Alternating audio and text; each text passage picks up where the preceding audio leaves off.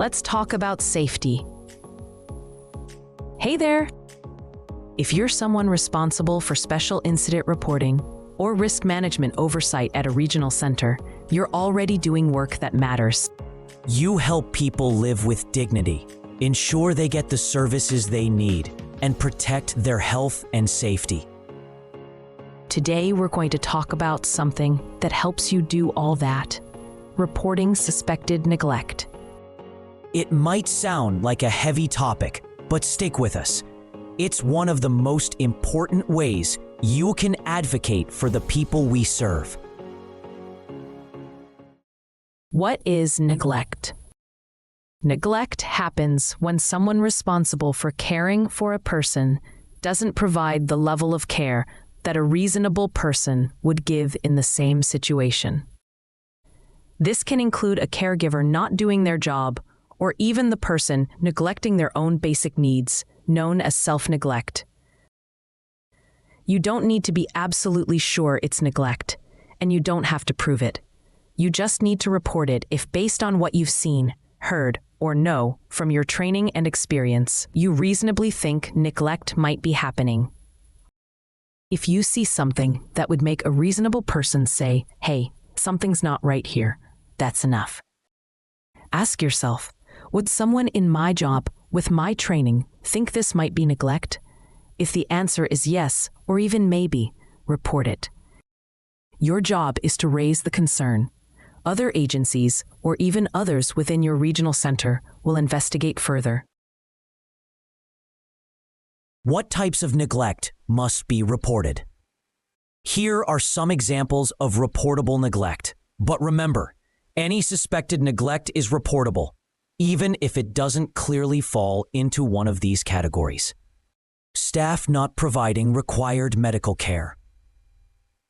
A caregiver not helping with meeting someone's mental health needs, like taking them to clinic appointments. Not giving enough food or water to prevent malnutrition or dehydration. Not helping with hygiene, clothing, or toileting. Not caring for someone in a way that a reasonable person in the same situation would. When someone can't care for themselves and isn't getting the necessary help. If it feels wrong, it probably is. New and important updates to Title 17 regulations. What's changed? Here are some key updates clarified by Title 17 regulations. Reportable neglect also includes not completing care required by a medical professional, like wound care, dressing changes, or helping apply compression socks. When a person experiences 2 or more falls within a 30-day period, abandoning a person or leaving them alone while still being responsible for their care. Any incident of neglect that was reported as a mandated reporter. These may be new for some vendors. If you see signs of these, ask questions and follow up. Vendors may need support understanding the new requirements. What does this look like in practice? Let's go over a few examples. A person needs help with incontinence. Staff doesn't help. It happens over and over. Report it. A staff person leaves before their replacement arrives. The person requires care and supervision and is left alone. That's abandonment. Report it. A person stops eating and loses a lot of weight. No one does anything. That's failing to prevent malnutrition. Report it. The care home consistently doesn't have enough food in the refrigerator to feed everyone balanced meals. That is also failing to prevent malnutrition. Report it.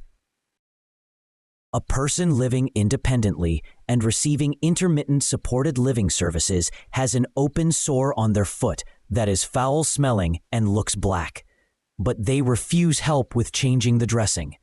That's self-neglect. Report it. Parents refuse to pick their child up from the hospital to return to live with them after a hospital stay. That's abandonment. Report it.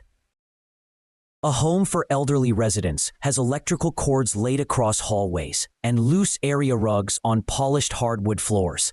Several unsteady residents have already tripped and nearly fallen.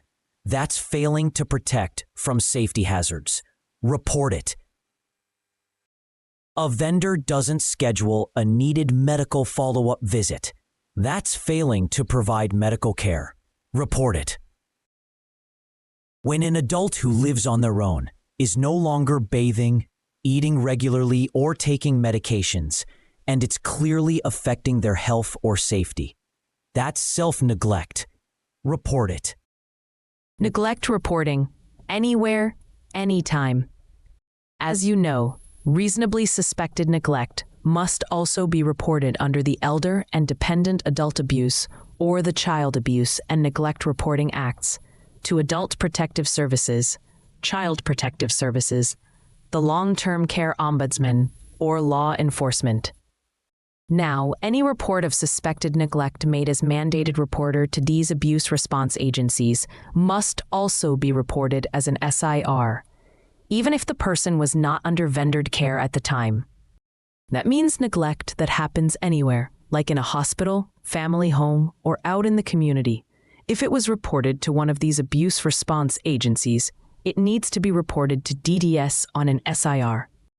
And yes, self-neglect is reportable too. Takeaways. Protect and prevent. Here's what to remember. If you think someone is being neglected, make sure they are safe. Then, report it. You don't need proof, just an objectively reasonable concern based on your training and experience. Submit an SIR and confirm or complete any mandated reports to APS, CPS, the Long-Term Care Ombudsman, or law enforcement. Any form of suspected neglect, not just those specifically listed, must be reported if it may pose a risk to health or safety. Final thoughts. Speak up. You matter. When you report suspected neglect, you could be saving someone's life. Even if you're unsure, saying something is better than staying silent. You're doing what's right. Thanks for being part of a system that looks out for people. For more details and examples, be sure to check out the SIR reporting guidelines. It's your go-to resource for getting reporting right. Still have questions? Ask your supervisor or contact DDS.